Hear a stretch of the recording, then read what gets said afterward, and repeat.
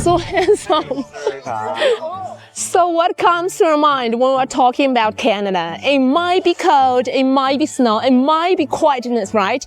But right now here in Hainan, outside it is 35 degrees, and now I'm gonna rush into the Canadian Pavilion to see whether they are doing well. And a special guest is also there to unveil the real heart.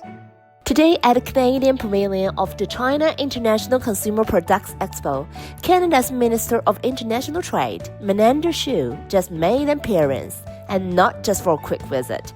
He joined Chinese officials for the opening of the Canada Pavilion, then went straight into the booths, talking with brands, checking out products, basically doing a full-on walkthrough. So what exactly are they looking for in the Chinese market?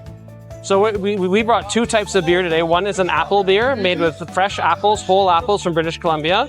Spontaneous Manifesto is our flagship beer. This was won multiple international awards for spontaneous and sour European-style beers. So we do beers that are a little bit tart, but very refreshing and very fruity. Chinese market is huge, and there's lots of opportunity. I think there's a lot of adventurous consumers, like the younger people in particular want to try new things, and that's what we do. We make something new and different. I think we just talked about the fact that there's big opportunities here. I think the opportunity to work with the Chinese market is great. I think the Canadian government's very excited. So basically he was interested in the Canada #1. So this is something really different that from Canada, and this is something that you don't see from anywhere else.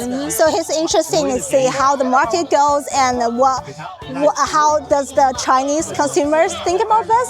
So basically share some thoughts, where we're distribute this to, and what are the feedback we're getting from the Chinese customers here. I can see we've been here for over 10 years, and we're having an increasing sale every single year. So yeah, that's a good news. I actually just met a lady. She was here last year to go our oath, and she's interested in that. So we do see the consumers coming back on board for our products.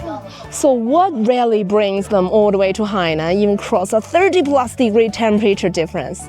It's not just the sunshine or beaches, it's the opportunity here, a market that connects global brands with millions of consumers, where new ideas can be tested and where growth happens fast.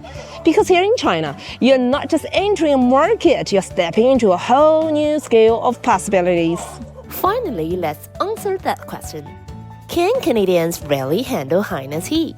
So when I left Canada last week, it was snowing and -2. So when I got to Hainan, it was 38.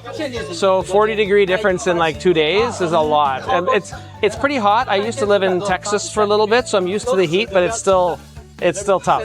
I mean, I would still come visit because there's so many beautiful things to see, but you have to take the break in the middle of the day because it's so hot.